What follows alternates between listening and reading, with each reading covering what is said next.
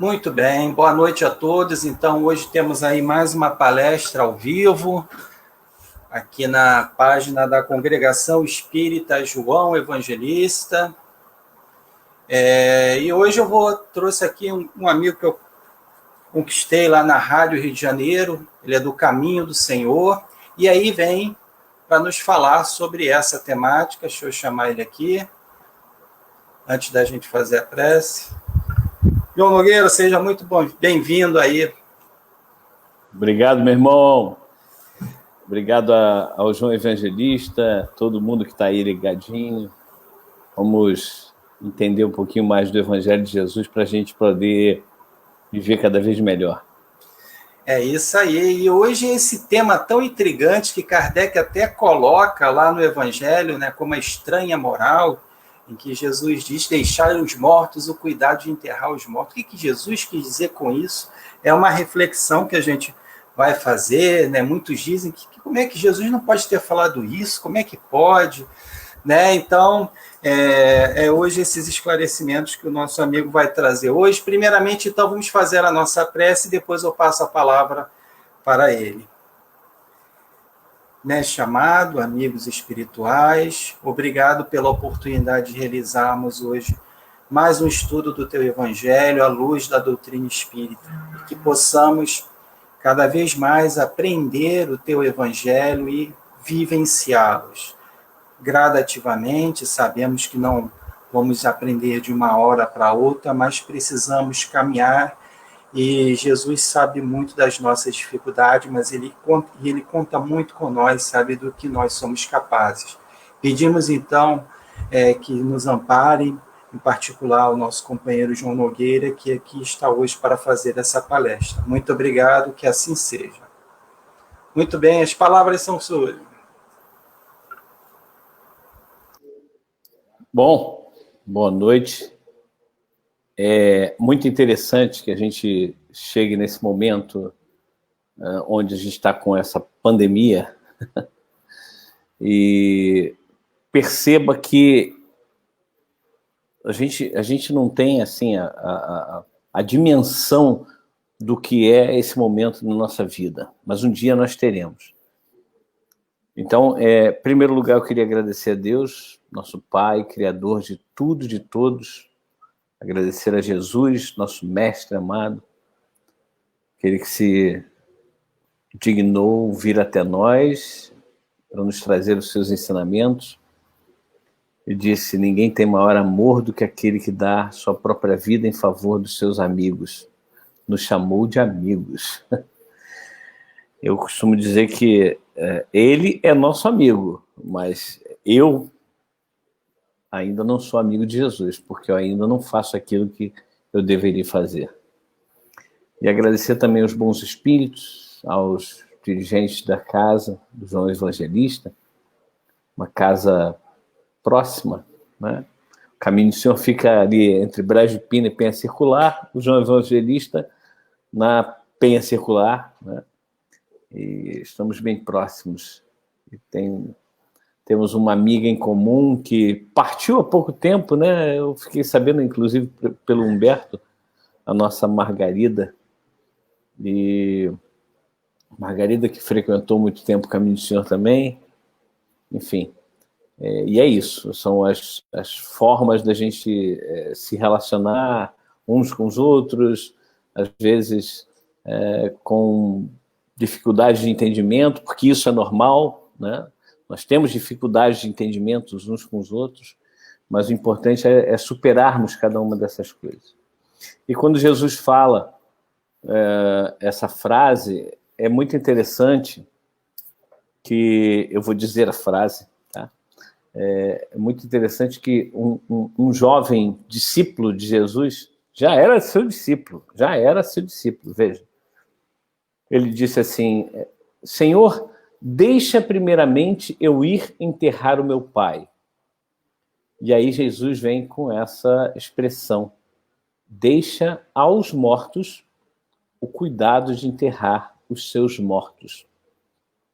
E é muito legal porque o Emmanuel tem uma página no livro Fonte Viva, que fala exatamente desse trecho. Deixar aos mortos o cuidado de enterrar os seus mortos.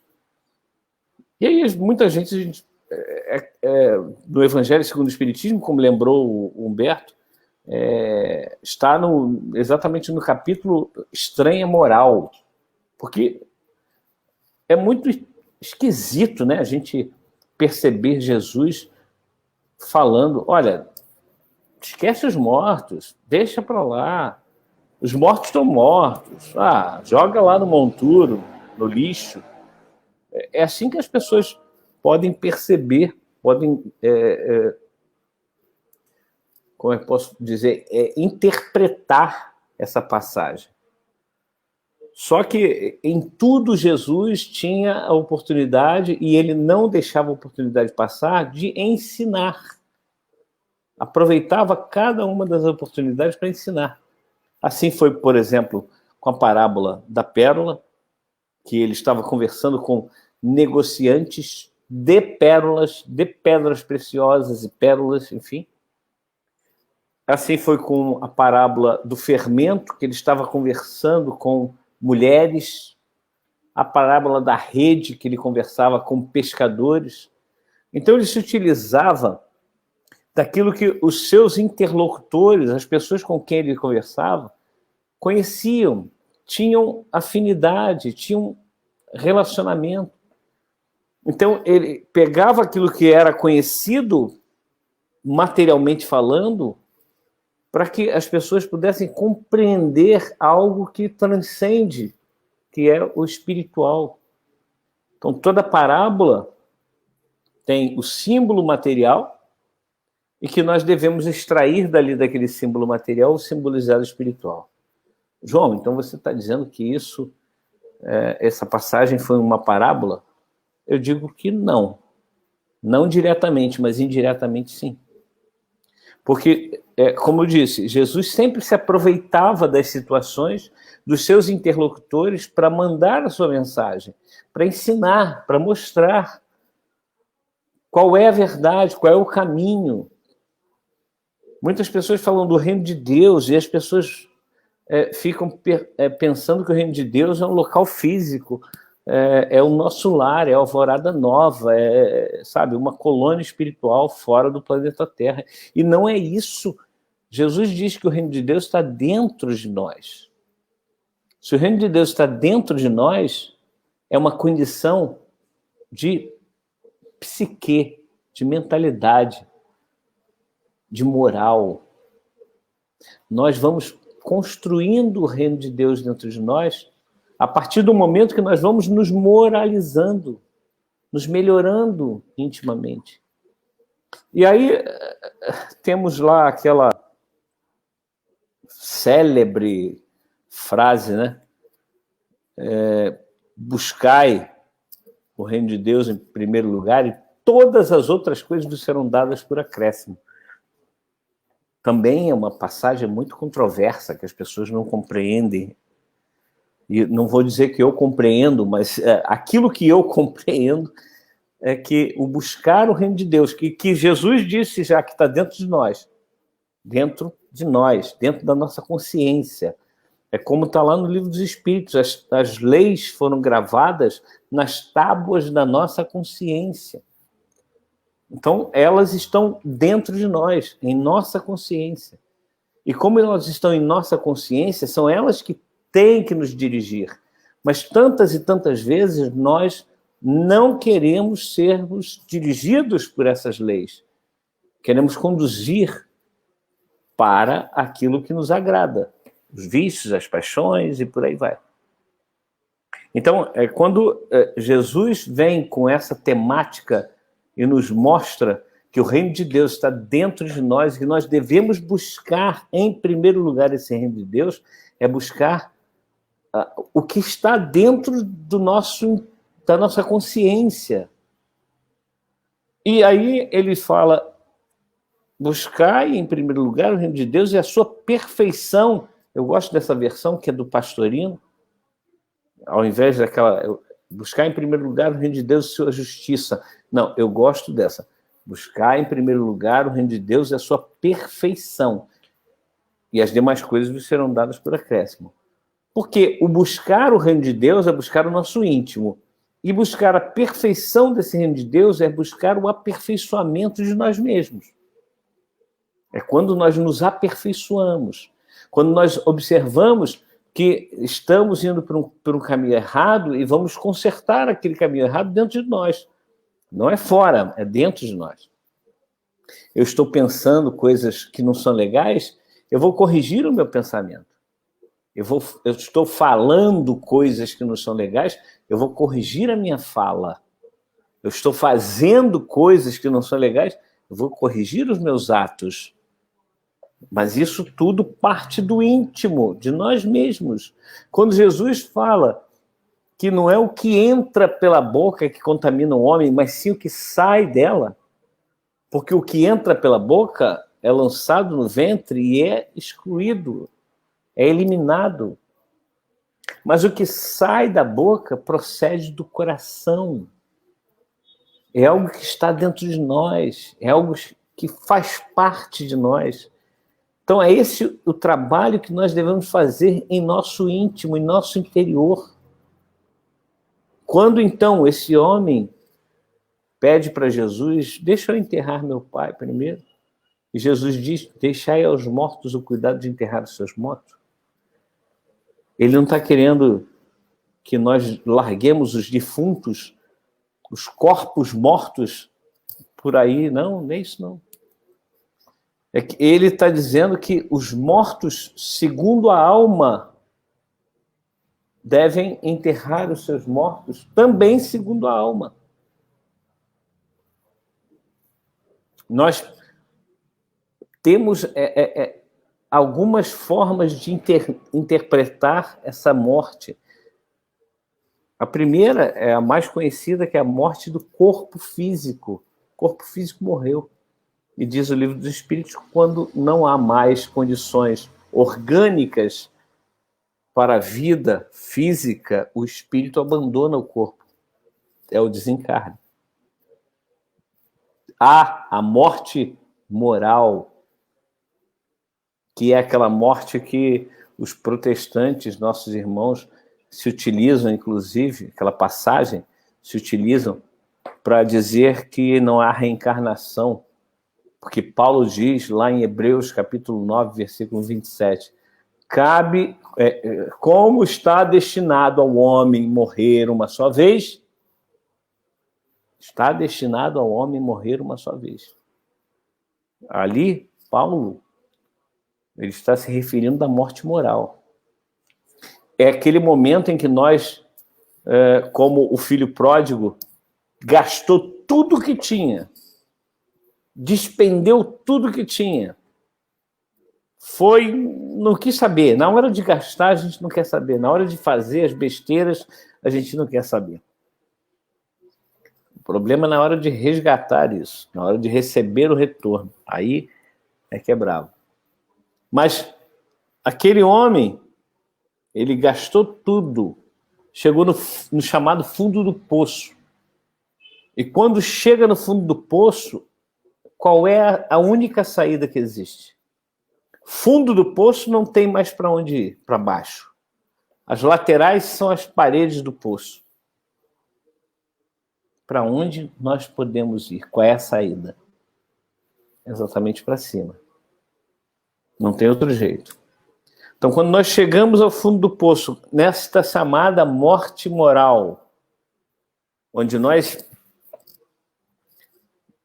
utilizando uma expressão aí, mundana, nos arrasamos, quando a gente já está, sabe, entregue, a única saída que nós temos é subir. Então, cabe ao homem morrer uma só vez moralmente. Depois disso vem o juízo, diz Paulo. Essa morte que Paulo se refere exatamente, como nós falamos, a morte moral.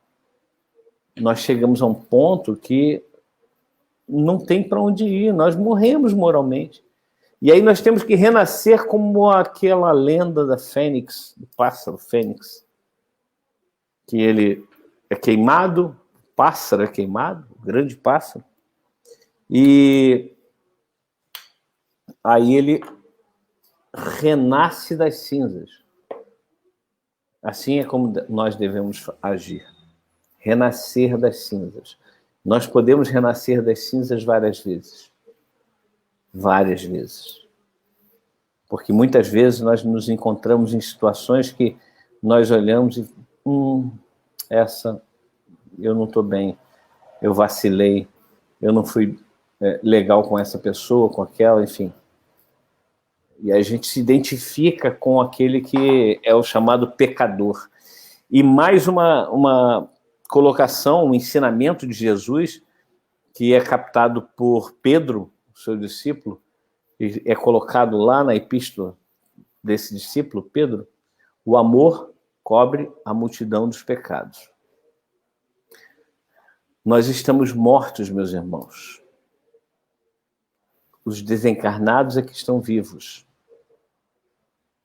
Nós estamos mortos porque nós ainda estamos devendo a lei divina e não aprendemos ainda a verdadeira noção do que é o cristianismo. Nós ainda não somos verdadeiramente cristãos. Nós estamos tateando no escuro. O cristão verdadeiro enxerga em primeiro lugar o outro. Quer que o outro seja feliz. Quer fazer o bem. E muitas vezes com sacrifício da própria vida. Então a gente entende que o cristianismo é algo que veio para nos modificar intimamente, não externamente. Muita gente, infelizmente, ainda acha que o cristianismo é uma doutrina para ser vivenciada de forma exterior, com cultos, com rituais, etc. e tal. Mas não. Esses cultos rituais podem sim ser efetivados, serem executados, mas dentro de nós, que é o culto à verdade, é o culto ao amor, é o culto à fraternidade, é o culto à paciência, o culto às virtudes, que todas elas somadas culminam no amor. Então nós estamos mortos sim quando nós estamos praticando coisas erradas, quando nós estamos ferindo aos nossos irmãos, nós estamos mortos.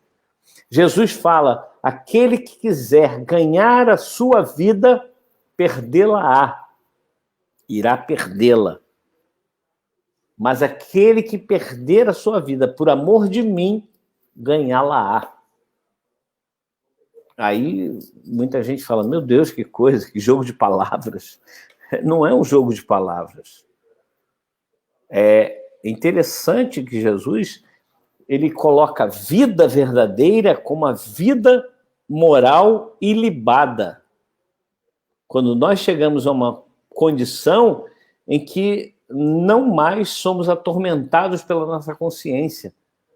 Vocês imaginam a felicidade na Terra, como está lá no Livro dos Espíritos, é posse do necessário, fé no futuro e consciência. Nós estarmos bem com a nossa consciência. Consciência livre, limpa. Isso é a vida. Quando nós não tivermos mais essa consciência pesada por termos machucado alguém, por termos falado, enfim, até pensado algo que seja negativo contra o nosso irmão. Quando nós estivermos numa condição em que a nossa consciência, melhor dizendo, não nos acuse, meu Deus, é uma outra vida. É uma vida de libertação. E eu sempre digo que a doutrina espírita é uma doutrina de libertação. Jesus nos ensina a libertação, é a liberdade. Tem aquela frase: conhecereis a verdade vos libertará.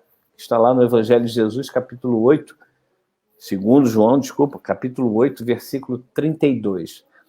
Mas as pessoas esquecem que o versículo 31 dá a chave para que nós entendamos o versículo 32. É uma prerrogativa. Diz Jesus: se permanecerdes na minha palavra ou na minha doutrina, de acordo com a versão bíblica, sereis verdadeiramente meus discípulos. Isso é o Evangelho de Jesus, segundo João, capítulo 8, versículo 31.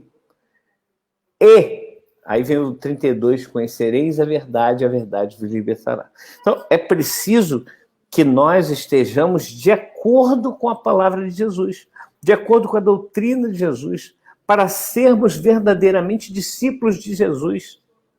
E então, sendo discípulos de Jesus, é que conheceremos a verdade, e essa verdade nos libertará.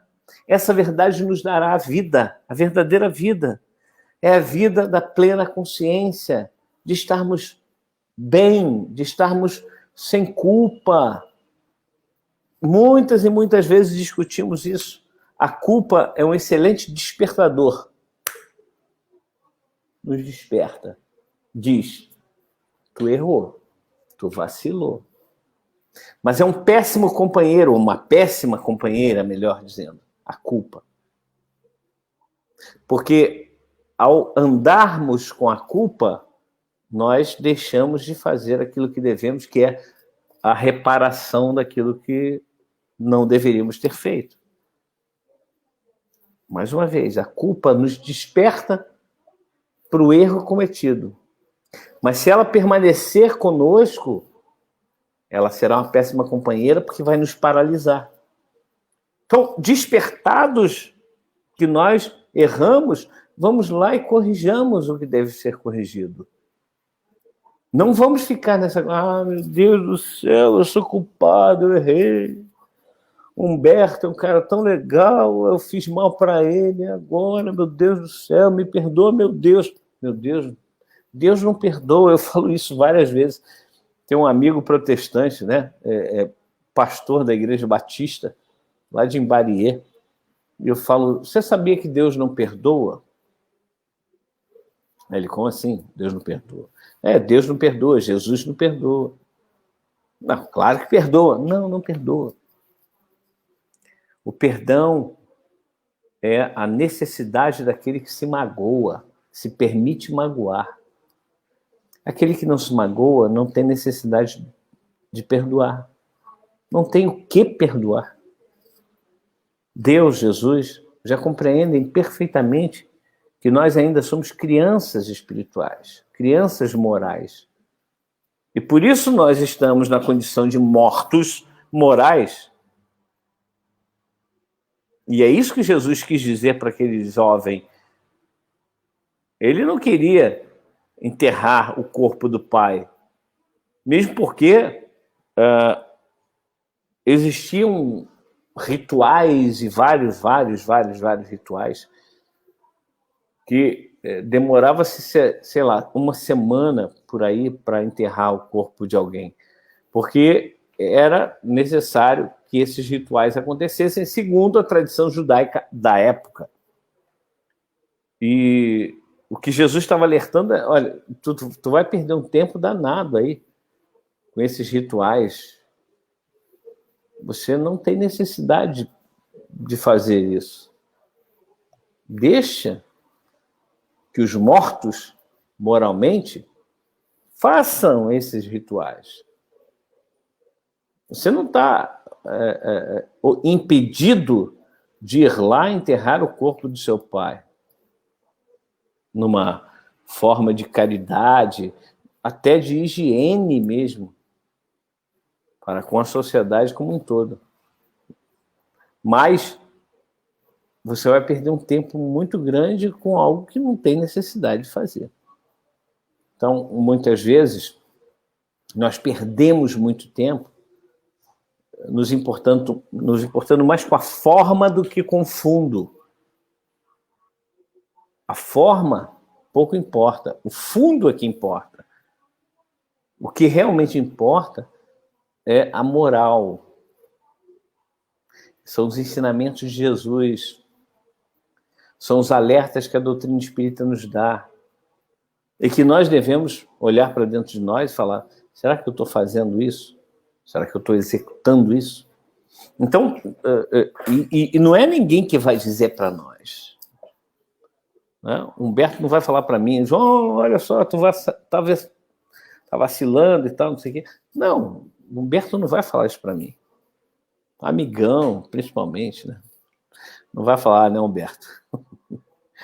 Mas é por isso que a gente fala sempre, os verdadeiros corregedores são aqueles irmãos que se apresentam como nossos inimigos. Tem uma irmã nossa no Caminho do Senhor que chama os obsessores de personal trainers. Personal trainers. Nós temos o personal trainer na academia, que nos ensina cada exercício, o que nós devemos fazer, como devemos fazer, qual a carga, etc. e tal. E esses personal trainers da espiritualidade são aqueles que nos ensinam também a fazer o correto, a buscar o correto, a seguir o correto. Então, eles vêm com a intenção de nos machucar, de nos ferir, de seguir a vingança, né? Buscar a vingança. E a gente, então, tem que olhar e falar assim, ih, rapaz, realmente eu ainda cometo certos equívocos na minha vida. Esses irmãos estão me fazendo abrir os olhos para esses meus erros. E aí a gente começa a realmente olhar para dentro de nós. Porque a gente não quer sofrer, a gente não quer ser obsidiado. Ninguém quer ser obsidiado, ninguém quer sofrer, ninguém quer passar por dificuldades. Todo mundo quer ter uma vida boa. Todo mundo quer ser feliz. A gente ainda não sabe o que é felicidade, mas beleza. Todo mundo quer ser feliz. E aí ser obsidiado não é um sinônimo de felicidade. Com certeza não é. Mas é por isso que eles existem, para nos alertar. Ah, João, é só para isso que eles existem? Não falei que é só para isso. Eles estão cobrando uma dívida. E eu sempre falo para esses irmãos obsessores, veja, Jesus disse, o escândalo é necessário, mas ai daquele por quem vem o escândalo. Ou seja, é necessário que passemos por dificuldades, por provações, por expiações, etc. e tal. Mas Jesus está alertando que ai daqueles por quem venham esses problemas todos aí que eu citei. E muitos outros, né? Porque há a minha necessidade de passar por determinados problemas, por determinadas dificuldades, como Gerson Simões Monteiro dizia, por determinados desafios, mas eu imagino assim, se eu for o causador desses problemas, se eu for o causador desses sofrimentos, desses desafios que os irmãos têm que passar, eu estou sendo digamos assim, estou agindo de forma incorreta e aquilo vai vir para mim, vai ser cobrado. Eu vou ser cobrado, não tenho a menor dúvida. Há uma cobrança íntima da nossa consciência. E é isso o que Jesus nos alerta. Da vida, a verdadeira vida é a nossa consciência. Nós somos espíritos, e está lá no livro Obras Póstumas, o atributo essencial do espírito é o pensamento. Pensamos. Então, nós estamos pensando, estamos agindo, mesmo que nós não nos mexamos fisicamente, mas estamos agindo. Então, como nós estamos agindo no pensamento, esse pensamento está se transformando em matéria. Então, quando eu faço mal a alguém, ainda que por pensamento, isso realmente vem para a minha conta corrente espiritual, digamos assim.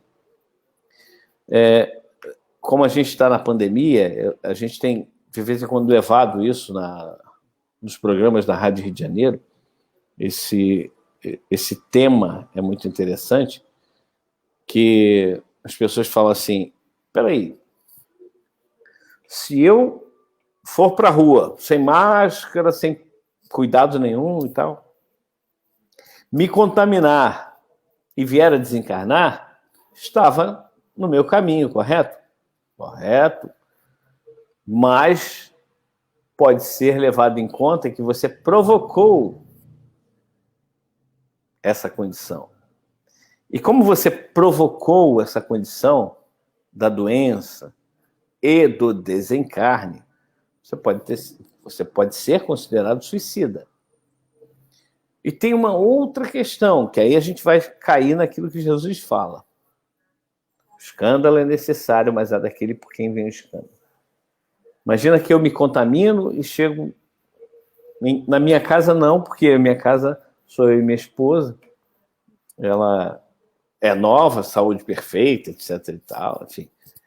Mas vamos dizer que eu esteja com uma pessoa idosa ou com doenças pré-existentes, etc. e tal, numa condição de grupo de risco, como estão chamando. E aí eu contamino essa pessoa.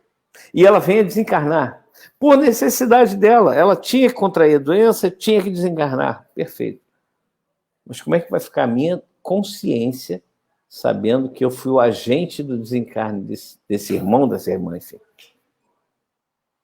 Então, é preciso que nós tenhamos muita cautela, tenhamos responsabilidade sobre todos os nossos atos, tudo aquilo que a gente vai falar, vai fazer, e até pensar, nós temos que ter responsabilidade. Imagina se eu chego para alguém e falo, olha, fulano falou mal de você, falou isso, isso, isso. É mesmo, é? É. Pode até ser verdade. Mas por que eu vou dizer isso para alguém? Aí esse alguém, para quem eu falei, vai lá, tira satisfação com o outro. E aí gera uma briga, uma discussão. Imagina que um dos dois ou os dois estejam armados. Estejam armados. Aí um tira a vida do outro. Vida física, tá, mas tirou. Era necessidade do outro passar por aquilo? Sim. Mas aquele que executou incorreu num grave erro segundo a lei divina. E eu? Qual é a minha participação nisso? Eu fiz algo muito errado. Eu incentivei aquela atitude, aquele sentimento e aquela atitude do irmão que matou o outro. Então, em tudo, nós devemos ter muito, muito cuidado.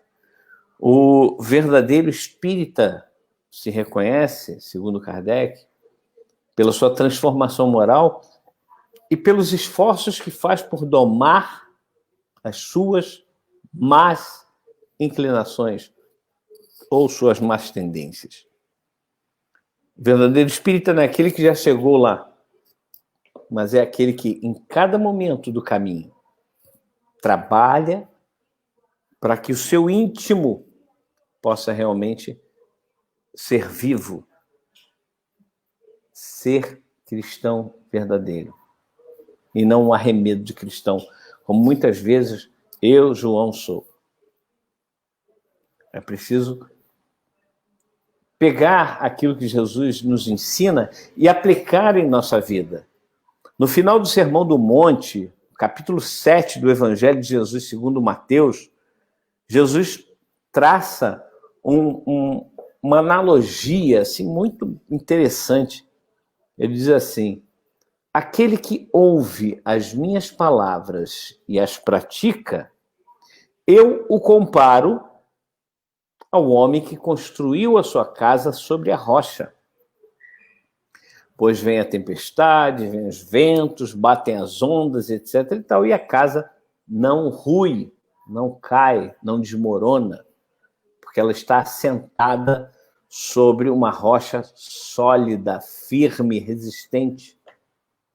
Este eu comparo com aquele que ouve as minhas palavras e as pratica. Então, quem pratica as palavras de Jesus, os ensinamentos de Jesus, os ensinamentos da doutrina espírita, quem pratica tem uma fortaleza muito grande. Não é qualquer coisa que abala. Não é um vento, não é uma tempestade, não é uma onda que vai abalar. Não é uma doença, não é um problema com filho, com filha, com marido, com esposa, com pai, com mãe, com irmão, com irmã. Não é um problema do desemprego, não é um problema de dívidas, nada disso abala, porque está assentado sobre a rocha. A casa foi assentada sobre a rocha. Ou seja, aquele ser pratica aquilo que ele aprende. Porque a doutrina espírita é algo absolutamente fantástico. A doutrina não proíbe nem obriga ninguém a absolutamente nada. Na minha concepção, ela faz muito pior. Ela esclarece. E ao esclarecer, ela coloca nos nossos ombros as nossas responsabilidades. Ela nos diz assim, olha, você é o culpado, você é inocente, então você tem que se virar aí com a tua situação.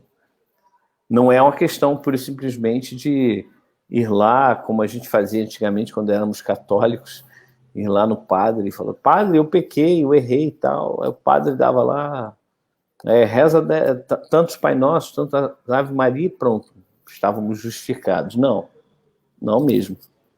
Hoje a gente sabe, através da doutrina espírita, que ela, mais uma vez dizendo, ela não proíbe nem obriga ninguém a nada, mas ela esclarece, ela nos mostra, João, isso está acontecendo porque você errou, porque você vacilou, porque você fez aquilo que não deveria ter feito. É por isso que você está sofrendo isso, por isso que você está passando por essa situação. Não é porque, Deus quis, não. Deus quer que nós sejamos felizes. Deus quer que nós sigamos uma trilha correta, que nós estejamos vivos, moralmente falando, e não mortos, moralmente falando. Dia 2 está aí, né? O dia que se comemora... eu não sei qual seria a expressão, mas o dia que se recorda dos chamados finados. E muitas vezes a gente observa que as religiões tradicionais, elas tendem a nos mostrar que aqueles que foram nossos parentes e que já partiram antes de nós, que eles estão numa condição assim, ou a maioria, né, a grande maioria, estão lá no céu com Deus, tal, que a gente tem que ficar orando para que eles possam continuar lá com Deus, né? Depende de nós, depende das nossas orações para que eles estejam lá com Deus, tal. Outros acreditam, outros irmãos acreditam que não adianta orar porque eles estão na condição de espíritos que estão dormindo no Senhor e que eles se aceitaram antes a Jesus, eles estão bem, vão ressuscitar no dia do Senhor, como pensam alguns irmãos. Já a doutrina espírita nos esclarece, por isso eu digo, ela não proíbe nem obriga ninguém a nada, ela esclarece, ela liberta por isso, né? A verdade que liberta, ela nos mostra que eles estão na condição que necessitam estar de acordo com aquilo que eles viveram. Se foram espíritos encarnados que viveram buscando sempre o bem, buscando sempre trabalhar pelo próximo, buscando sempre o amor fraternal, o entendimento, nada de levar intrigas, nada de ficar chateado com o outro.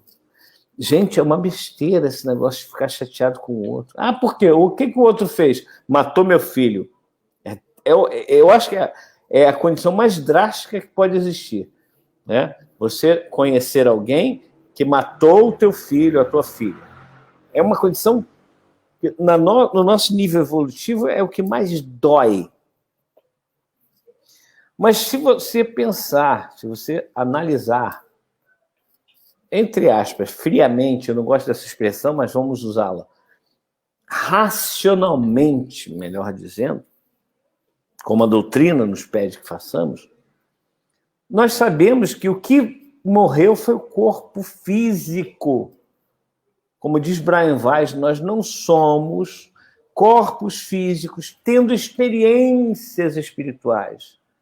Nós somos espíritos tendo experiências corporais, tendo experiências materiais, tendo reencarnações. Nós reencarnamos porque nós somos espíritos. Nós não vamos simplesmente ter um corpo físico e daqui a pouco eu tenho uma experiência espiritual. Não, eu sou um espírito que tem experiências corporais, materiais, como diz então Brian Weiss. E nessa sequência, nesse caminho que eu estou, eu preciso entender que o corpo físico ele passou por um processo necessário para que o espírito pudesse aproveitar aquela situação e crescer. A verdadeira vida não é a vida material. É isso que Jesus chama a atenção nessa passagem. A verdadeira vida é a vida moral. Não é nem a vida espiritual. Porque podemos estar desencarnados ou podemos estar encarnados. Se nós estivermos moralmente bem, nós estaremos vivos em qualquer situação. Se vocês olharem, estudarem, melhor dizendo, o livro A Gênese, de Allan Kardec, Os Milagres e as Predições segundo o Espiritismo, lá no capítulo 15, no item 2, Superioridade da Natureza de Jesus. Você vai ver que no momento Kardec diz que Jesus em momento nenhum teve influência de qualquer que seja o espírito. Se alguma influência tinha, era de Deus. Ele termina lá esse parágrafo. No dizer de um espírito, ele, Jesus, era médium de Deus. Ponto. Não tem mais para onde ir. Não tem mais o que fazer. Então, a influência da matéria, ela é relativa ao nosso grau de evolução. Então, se eu fiquei chateado, fiquei com ódio, né, que é uma expressão até que eu não gosto, mas é inerente ao ser humano ainda, mais uma vez, neste nível evolutivo em que nós nos encontramos, esse ódio ainda faz parte. Então, nós temos aí algo que nos consome, porque o ódio nos consome, a raiva nos consome. Já foi comprovado por vários estudiosos da medicina que a mágoa é a maior causa de câncer que existe. Pessoa que fica magoada com alguém, ela está jogando para dentro do corpo físico condições para que as células cancerígenas possam ganhar vida e poder fazer o que elas fazem, ou seja, se reproduzirem e matar o corpo físico. A mágoa é que resulta, é que tem como consequência o câncer. Os cânceres são diversos. João, então quer dizer que quem não se magoa não tem câncer? Provavelmente. Eu sempre costumo lembrar que no Evangelho nós não temos nenhuma indicação de que Jesus teve dor de cabeça, que ele teve um resfriado, que ele teve estou com um problema nos rins, estou com uma úlcera no estômago. Nada. Zero. Por quê? Já era um espírito puro. E como diz essa questão que eu falei, capítulo 15 do livro A Gênese, no item 2, nenhuma influência da matéria Jesus sofria. Nenhuma. Zero. Então, ele não poderia sentir dor de cabeça, ter resfriado, gripe, cálculo renal, etc. Então, porque isso tudo, todas as doenças são psicossomáticas, ou seja, elas nascem na psique, nascem no pensamento, nascem nos vícios, nas paixões, que são deturpações, são equívocos que nós temos dentro de nós enquanto nós não nos reformamos. Então, a verdadeira vida, eu volto a citar uma frase de Jesus, uma advertência, melhor dizendo, de Jesus: aquele que quiser ganhar a sua vida, perdê-la-á. E aquele que perder a sua vida por amor de mim, ganhá-la-á. São dois tipos de vida. Se eu quiser ganhar a verdadeira vida, eu tenho que abrir mão da minha vida, que é totalmente horizontal. Ou seja, eu só quero saber de farra, eu só quero saber do conforto material, eu só quero saber das coisas mundanas, do dia a dia. Não quero saber nada de me reformar intimamente, não quero saber nada de ajudar as pessoas que estão ao meu redor, que têm necessidades. Amanhã nós vamos para Guaratiba, eu moro na Vila da Penha, pertinho, então, da Penha, né, do João Evangelista. Eu moro na Vila da Penha e a gente vai amanhã para Guaratiba. São 42 quilômetros daqui lá. A gente, nesse período da pandemia, parou de ir lá, né, no trabalho que a gente desenvolve, que é o Educando Corações, que são os responsáveis, os adolescentes e as crianças, que são todos recebidos e aos sábados recebem o café da manhã, a aula de moral cristã, né, a evangelização. Depois tem atividades tipo jiu-jitsu, aula de música, recreação, depois almoçam e vão para casa.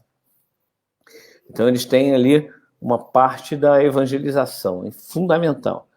Com a pandemia, com a chegada da pandemia, nós suspendemos, é óbvio, né? Praticamente todas as atividades foram suspensas em março, e depois de um mês, mais ou menos, nós voltamos, uma vez por mês lá, a distribuir as cestas básicas para aquelas famílias. São 23 famílias que têm necessidades e a gente vai distribuir. Então, a gente pensou, não podemos deixá-los sem as cestas básicas, né? Então, nós levávamos as cestas básicas e, a partir da semana retrasada, amanhã, então, fazem 2 semanas, vai ser a segunda vez, nós recebemos as responsáveis em distanciamento. Graças a Deus, lá é bem amplo, a gente consegue espalhar as cadeiras. Levamos ali o Evangelho de Jesus, levamos a doutrina espírita, mas sem falar em espiritismo. Isso é o que é interessante. Quando Kardec coloca que nós não devemos fazer proselitismo religioso, o espiritismo não tem proselitismo religioso, é que nós não devemos impor a nossa crença a quem quer que seja. Então, lá as pessoas, elas são... Dilene, eu vou ler daqui a pouquinho, deixa eu terminar aqui. Elas são... o Humberto está dando um highlight aí, mas só completando o pensamento. Elas são, na grande maioria, protestantes. São pessoas protestantes que têm, então, as suas crenças. Uma ou outra não tem crença nenhuma, uma ou outra é católica, mas a maioria é protestante. E a gente não cita a doutrina espírita, a gente fala dos ensinamentos de Jesus de uma maneira clara e óbvio, de acordo com a doutrina de Jesus. Então, nós vamos lá, levamos as cestas básicas, levamos o principal, que é o Evangelho de Jesus, o ensinamento da doutrina espírita. E as pessoas ficam muito felizes. E é isso que a gente precisa fazer. A gente não pode ter aquela... poxa, agora, né, deu uma caída na temperatura, Eu não posso falar nada porque eu sou calorento. Mas deu uma caída na temperatura, e aí amanhã para acordar 6 horas da manhã fica mais difícil, né? Mas tudo bem, está tudo certo. Vamos acordar. O primeiro impacto vai ser estranho e tal, mas depois a coisa melhora. A gente vai em frente. E é isso, é se doar em favor de pessoas que necessitam mais do que a gente. Se nós somos necessitados, imagina essas pessoas que não têm conhecimento da doutrina espírita, que não têm a menor condição de entender que nós estamos passando por um processo de evolução. Eles estão ainda naquela condição de toma lá da cá, quer dizer, eu vou para a igreja porque eu vou ser salvo. Aí depois que eu falecer, né, que o meu corpo falecer, ele vai ficar dormindo e tal, e no dia do juízo ele vai realmente ressuscitar. Enfim, precisamos fazer isso, precisamos nos doar, precisamos fazer algo pelos nossos semelhantes. Mas, Humberto, coloca aí de novo isso. João, ao associarmos esse ensinamento de Jesus ao momento que estamos passando de pandemia, que ao enterrar um ente querido sem qualquer forma de homenagem e até de vestimentas, não seria para ajudar a entendermos que precisamos nos libertar da matéria e olharmos mais nossas condições espirituais? Isso é uma visão de Lene, é uma visão. Realmente o que nós precisamos fazer é entender que o corpo físico é exatamente o que você disse, é apenas uma vestimenta. É um instrumento que nós temos que durante um período curto, né, na existência do espírito, eu digo curto porque se você olhar para a vida toda do espírito, esse período é absolutamente curtíssimo. Temos a informação aí do nosso André Luiz, no livro Evolução em Dois Mundos, que desde a criação do espírito até ele atingir a condição de hominal, ou seja, passou pelo mineral, vegetal e animal, esses 3 reinos, o espírito demora 1 bilhão e 500 milhões de anos. Olha tempo. Segundo o nosso André Luiz, 1 bilhão e 500 milhões de anos, desde a criação até atingirmos a condição de seres humanos.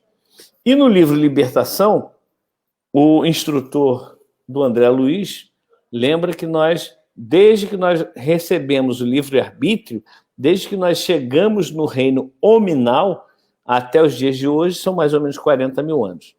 Ou seja, nós temos 1 bilhão, 500 milhões e 40 mil anos aproximadamente. Né? Muito tempo. Muito tempo. E ainda estamos na infância / adolescência espiritual, em que nós olhamos muito mais o corpo físico, a vestimenta, como você disse, do que verdadeiramente o nosso eu, o nosso íntimo. Então, precisamos enxergarmos-nos como espíritos. A pandemia, nessa condição de não podermos nem termos aqueles rituais do enterro dos nossos entes queridos, pode sim, concordo contigo, estar nos levando a essa reflexão. Mas é isso, meus irmãos. Não sei se o Humberto tem mais alguma colocação para fazer, alguma pergunta. Não estou te ouvindo, Humberto, você está mutado. Não tem mais nenhuma pergunta aqui. Não gostei muito claro, a palestra, mas em destaque para a analogia da culpa, né, que é um excelente despertador, mas não é uma boa companhia. Muito obrigado aí, meu amigo, pelas reflexões bem oportunas aí acerca do Evangelho, né? Você que estuda bastante aí o Evangelho, é uma motivação para nós aí, para também entendermos que a Bíblia não é algo impossível de estudar, de não entendermos, sim, né? Só que temos que estudar dentro de um contexto, né? Para que a gente possa entender tudo que Jesus havia nos dito.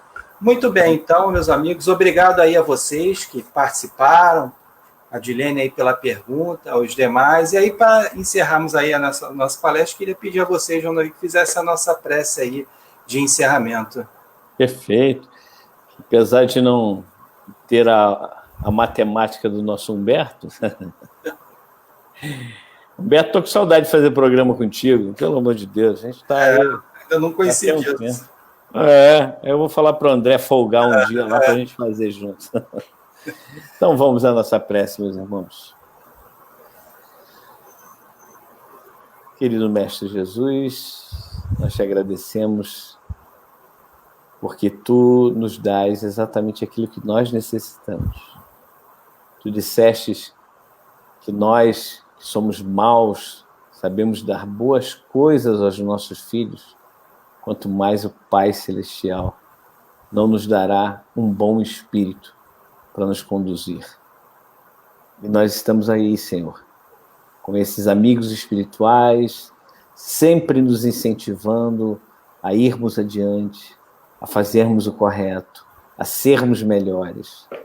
E nós, Senhor, o que queremos é ouvir esses conselhos e seguir realmente adiante com fé, com perseverança, não deixando a luta jamais, Senhor Jesus. Sabemos, Senhor, que existem muitos sofredores nesse momento, muitas pessoas passando por dores atrozes, depressões, ansiedades, síndrome do pânico, doenças tipo câncer, coração, etc. Mestre, ajuda-nos, Senhor. Lembrando de Humberto de Campos, que diz que nós devemos sentir Jesus chegar devagarinho e com o verbo silencioso do seu amor nos acalentar, nos encorajar e dizer: vá em frente, você pode. Obrigado, Jesus, pelo teu amor. Obrigado, Jesus, pela tua persistência conosco. Que nós possamos estar contigo, Jesus, agora e para todo sempre. Que assim seja. E graças a Deus. Graças a Deus. Então, muito obrigado aí, meu amigo João Nogueira. Obrigado a todos vocês aí pela participação. Tenham todos um bom final de semana, um bom feriadão. Fiquem todos em paz. Muito obrigado. Tchau. Tchau, gente. Um abraço. Fica com Deus.